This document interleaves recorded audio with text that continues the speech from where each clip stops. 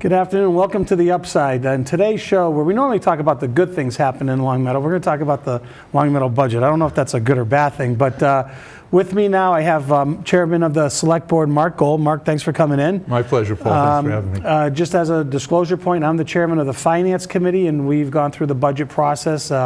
Everything has been voted upon by all the boards involved in the budget-making process. As we speak, the budget is going to, and warrant articles are going to print for our town meeting, which I believe is May 14th. Is that right? Correct. Right, May 14th It's at Tuesday. 7 o'clock? It's Tuesday. Tuesday, yeah, May 14th. So we're going to talk about today about some of the things on the budget, and more for educational purposes than anything else, because there are some items, while the big number always seems to get passed at town meeting, there's always those little articles that take an hour and a half to get passed. So overall, the budget is somewhere north of $71 million, correct? Right. It's the overall budget's about $71.5 million, but that includes special revenue sources from the schools, and that also includes the enterprise funds, the water, sewer, stormwater utility, and ambulance funds that come through fees instead of taxes. So one of the things that we saw, the Finance Committee had, let me go backwards, about 2 years ago, there was a task force that was formulated for our, what we call hitting the levy limit. And the levy limit is $25 per $1,000 taxation on your houses, our houses. We're at $24, and after this, maybe 60. We're $24.08 this year. And then we bump it up with this budget here. Right. So when you hit the $25 level, you can't raise property taxes automatically 2.5% every year, unless the property values increase or special revenues come in. As Mark mentioned in the budget, state aid is up for the town of Long Meadow, for example. So a task force was created about how to address this levy limit, and the Finance Committee went through a process this year to, we're projected in 4 budget years to hit that $25 $1,000. And when that happens, either the property values are going to carry us going forward, which they really haven't in the last decade. Town property values have been, in thinking the last decade, it's grown about $10 million on $2 billion plus of assets. But when you hit that, you can't just automatically raise the levy limit or raise taxes. And the problem with that is our salaries alone are about $1 million, $1 million, $2, $1.2 million increase every year, correct? Somewhere around there? Exactly. Right, so the issue is if you can't raise taxes above $25 $1,000 and your home value doesn't rise and special revenues don't increase, you have cuts, right? So, and the cuts aren't going to be pretty at $1.2 million, for example. Right. One thing I do want to correct, because I think people are going to be concerned when they hit this $25 limit. The $25 limit is what's called non-excluded funds. So right now we have a couple of items that we exclude from that $25 limit. For example, the payment for the budget for the debt for the high school, the debt payment for the DPW. So there's a couple of debt exclusions, they're called, that don't count toward the $25. So we can actually get to maybe $26 and change before our non-excludable tax limit hits $25 and we can't go anymore. So we've got, one would think that if we're 24.08 this year, we're going to run out of room in a year. We've probably got 3 years, maybe 4 years. Well, right, that's what I'm saying, So, 4 budget cycles. And I apologize, there is some excluded debt when you're doing the override for the high school and, the senior center and DPW. Those aren't figured into that $25. I'm talking about operating budgets, the 2.5%. And that's a good point to actually bring up because we're probably already there at $25. But or next year we will be, at $25. But so the CFO, the Chief Financial Officer of the town of Long Meadow, is projecting 4 more budget cycles from today. So 4 more, That's fiscal 2024. It's right around the corner. Right around, budget-wise, yes it is, right? So in the budget, Mark, there's some warrant articles and some budget items. Why don't you talk about a little bit about what you wanted to talk about here today? So Sure.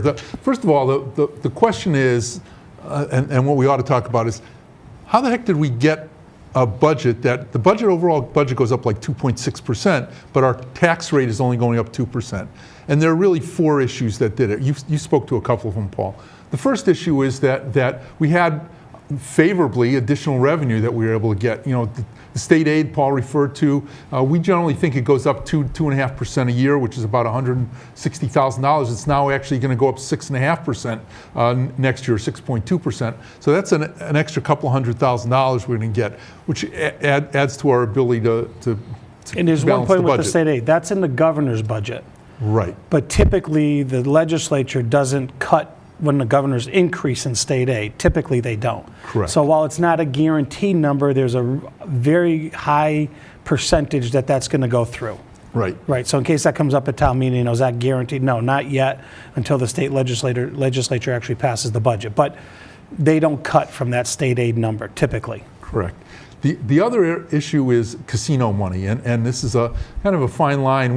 We negotiated with MGM. Paul, you were on the select board actually at the time, I believe, when we negotiated with MGM, and there's the MGM negotiation allows us $275,000 in our first year, and if you recall, I kind of said, threw in at the last minute, let's have them increase it 2%, 2.5% a year, and so it actually goes up 2.5% a year. So this year it's, I think, $285,000, something like that. You know, the state has told us it must be general revenue, so it's gone into the general revenue fund. Now we allocate it for public safety and things related to casino impact.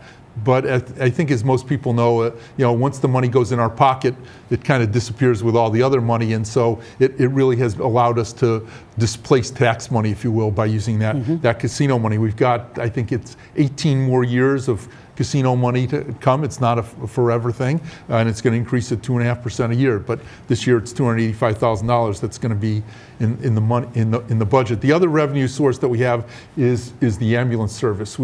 I guess we have a lot of people who need ambulance services in the town of Longmeadow, and our ambulance revenue has gone up through the roof, and we're actually projecting next year it's going to go up 20%, and that's based on what we've already seen this year.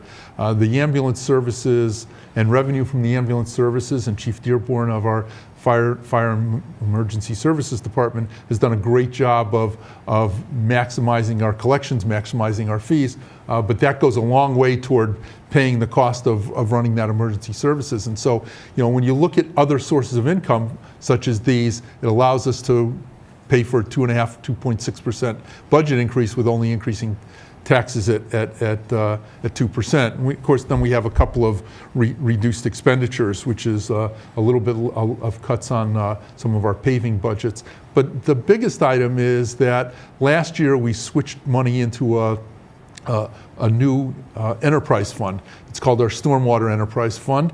For people who don't know, the federal government, the EPA, created a system called Municipal Stormwater Separation Systems. It's called MS4 because of the initials. And it requires you to spend a certain amount of money, and it's an awful lot of money, on analyzing, you know, checking out, measuring stormwater and all that kind of stuff. And we looked at that and said, there's a lot of these costs. And so we created through town meeting a year ago this stormwater utility. It's not unlike water and sewer.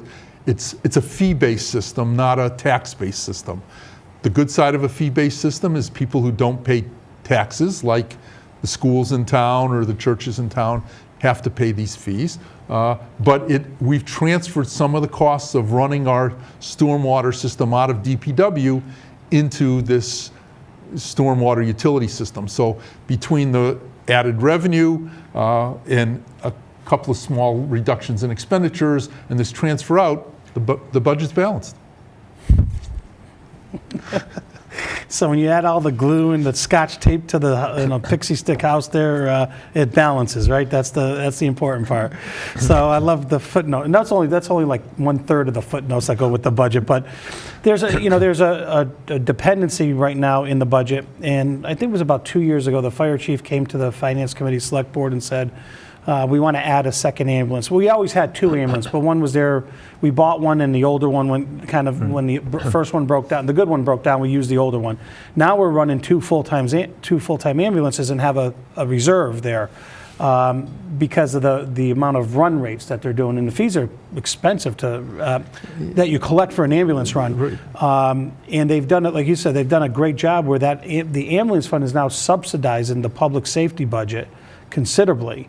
It puts money away for the purchase of new ambulances eventually, and it's subsidized. I think we're up to almost a third of the public of the ambulance, and fire department budget being paid for out of the ambulance fund. And to answer the question, that if there wasn't an ambulance service, you'd probably have to cut the fire department. You have to In do terms of something. operating budgets. I mean, it's just bringing in that much revenue, which is a good thing. It was actually some foresight on the part of the chief to analyze this. And we hired 2 additional staff members, 2 additional EMTs, firefighters, just for that particular ambulance, and it's still generating above and beyond. So that's one of the gold stars in the budget this year, right? So the issue is we have this wall or cliff. It's actually not a wall that we hit at $25. It's a cliff you go over. But the idea is that, at some point in time, costs have to get under control, right? I mean, we have salaries, salary raises that are going through the roof on the budget. They're up 3.4% on across the board on average, and that's both municipal government and schools and it's 3.4 union, non-unionized, 3.4% budgets going. And that's the part that's going to be unsustainable at some point for us. I mean, whether we hit the ceiling in 4 years, 3 years, 7 years, we're still going to hit it at some point in time. Right. The largest increase, single line item or single section item increase in the budget, though, is employee benefits, 7.6%. That includes, obviously, medical benefits, retiree benefits, which are the 2 major components, and obviously medical benefits for retirees. You and I know that as OPEB, other post-employee benefits. But 7.6% increase in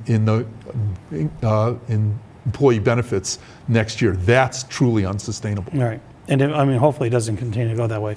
When we look at the warrant article, there's a bunch of different spending articles. And I know when I was on the select board, there was a move to, and I think we actually voted to increase the capital budget a little bit each year, like 0.25% each year until it hits a max of like 3% or something like that. And the issue was at one point capital was really severely cut to pay for the public safety complex, and it's recovered over time in terms of getting things done. But capital is not just what goes through capital planning in a general services budget. It's community preservation money is now used for capital projects.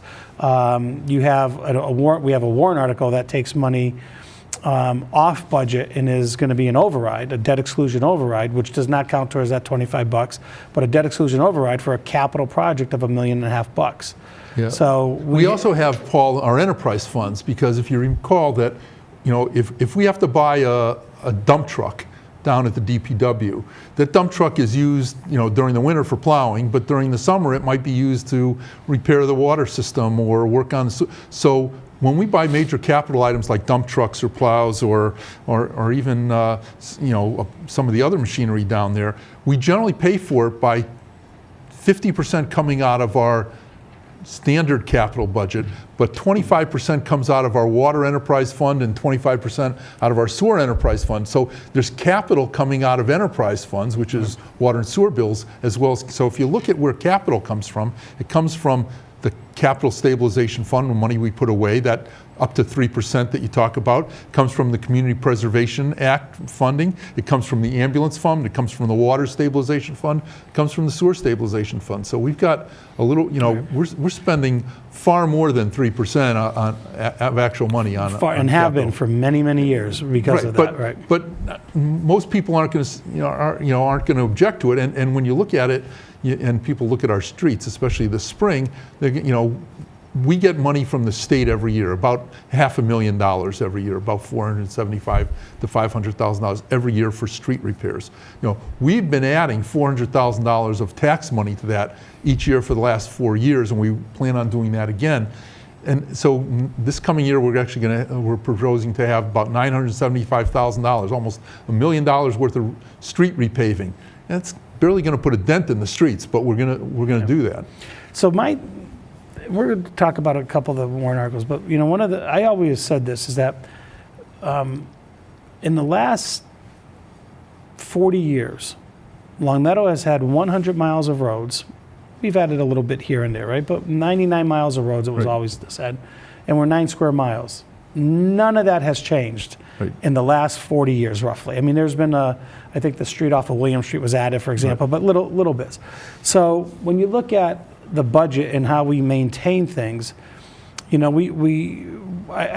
listen, I know there's $1 million a year roughly in asphalt paving.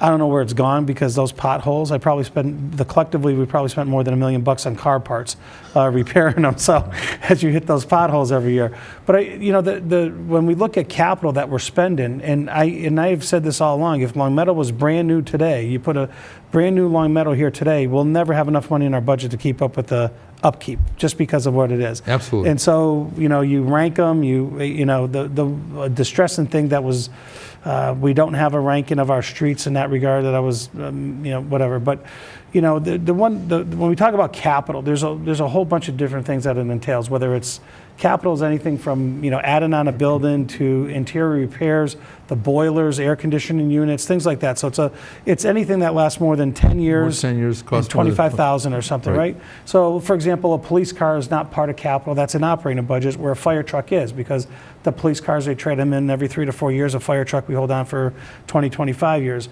But there's also something on, and I know that, you know, we've talked about this before, and it was voted down by the finance committee on at the final budget meeting, was there's a project at Wolf Swamp Fields for roughly about $1.5 million. Some money's already been spent. It's coming from capital plan, and it's coming from what would be a debt exclusion override. Right. So it has to pass at town meeting, and then it has to pass at the polls. Talk about that a little bit. Sure. The question is, for me, is the renovation of Wolf Swamp Fields a priority for the town? You know, $1.5 million, even if we bond it, which is the proposal. The proposal is to borrow $1.5 million and in one fell swoop level and reseed almost all of Wolf Swamp Fields, redo the parking area, you know, put up new fences. It's a major overhaul of Wolf Swamp Fields for $1.5 million. Now, the capital plan, the Community Preservation Fund has already committed some money. They committed money in the last couple of years. Some through money was created through a citizen's petition to dig a well for watering the lawn. Community Preservation has another $300,000 committed, you know, suggested for this year to fund it. But when all said and done, it's a $1.5 million project. Maybe it'll be $1.1 to $1.2 million of additional money, but, you know, to level and seed the buildings, the fields. Once we do that, you know, the question is, you know, we're going to incur funding that's about, if you take that $1.5 million, bond it over 10 years, it's $150,000 a year.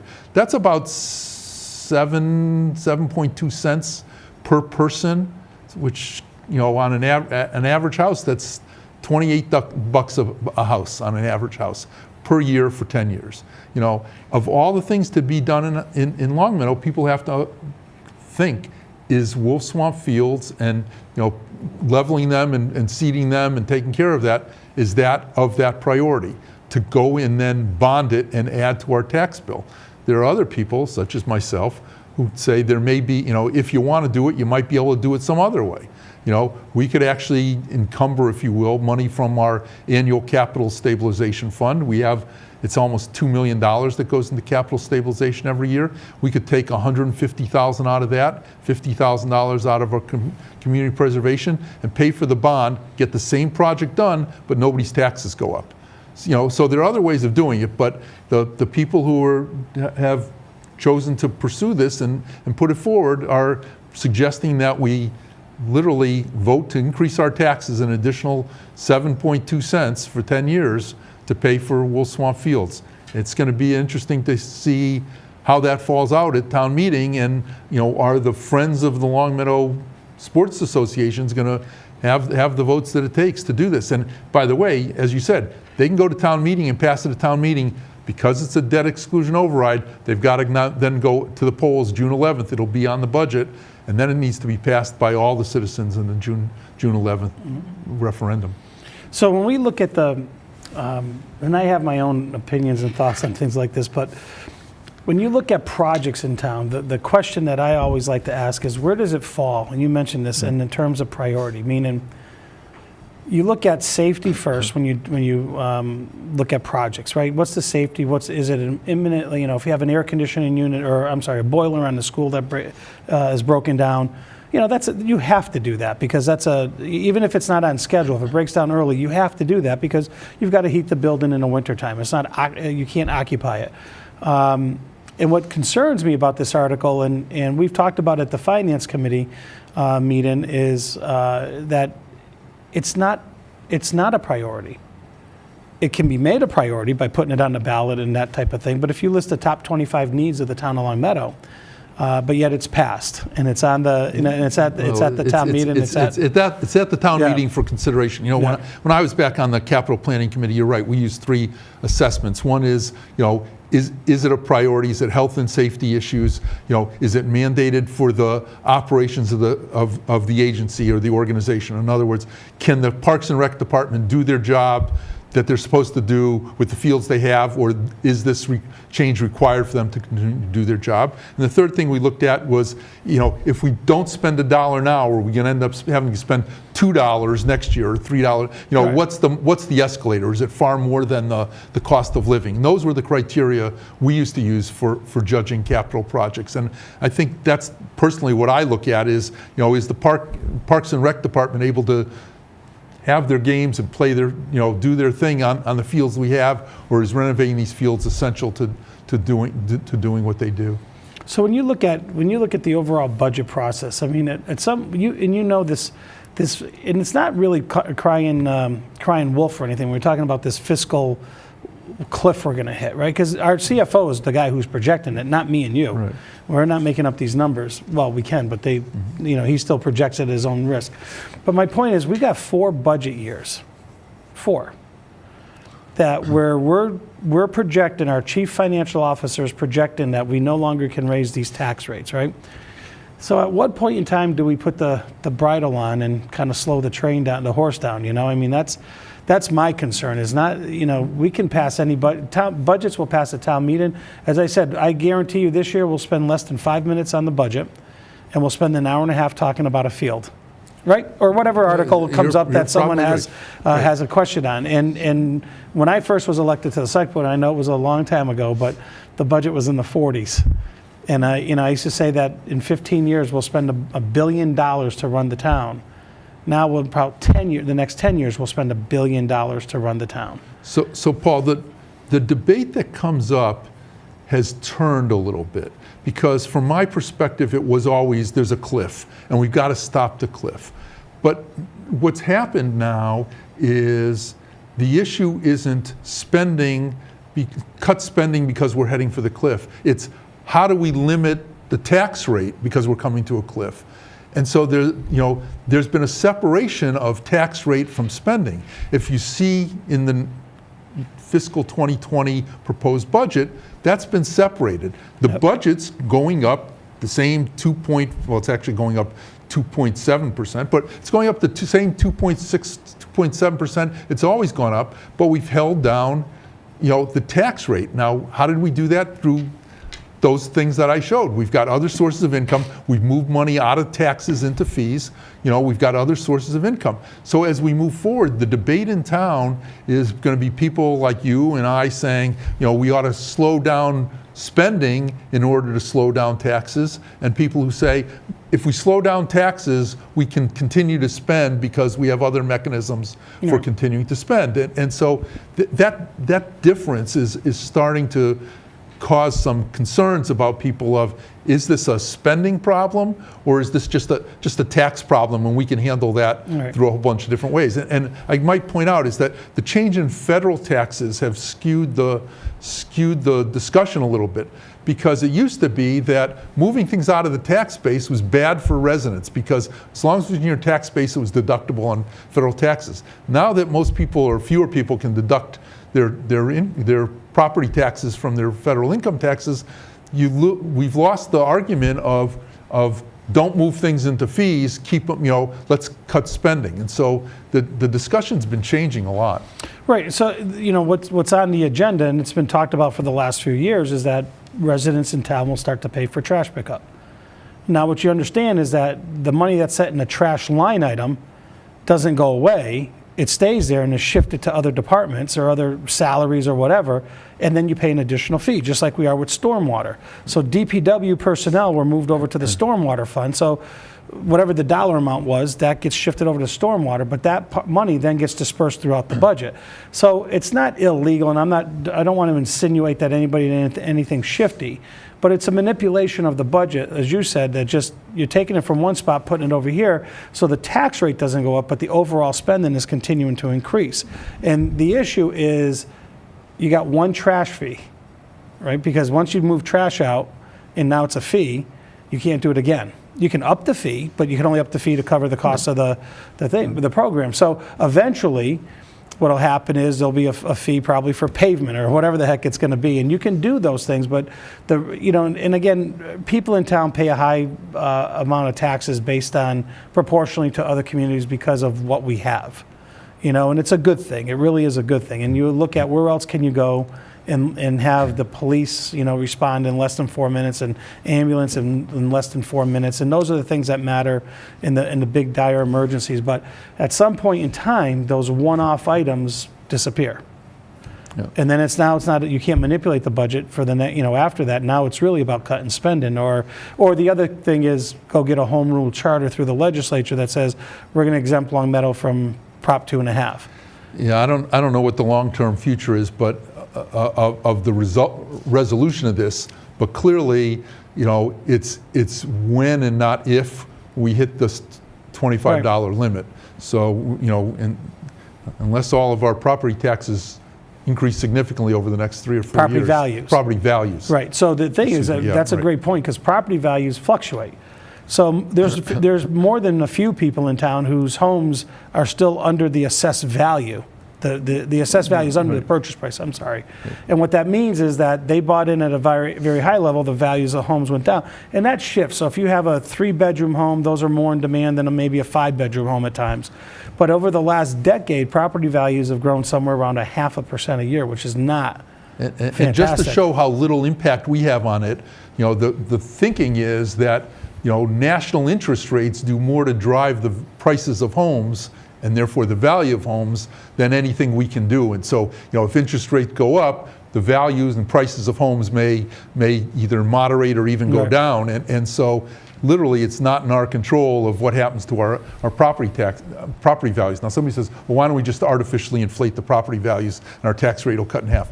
You can't do that. I mean, it's not something we would do or could do. I just want to give one quick shout out, Paul, to a couple of things on the budget. Just point out, because everybody seems to want to know how much we paying for our schools. The percentage of our budget that belongs to schools is a difficult question to answer, because nobody's quite sure of what the bottom line we're looking at, but it's somewhere around 2/3. We've always said it's 60%, maybe 66%. If you include all in, maybe it's down to 59% or something like that.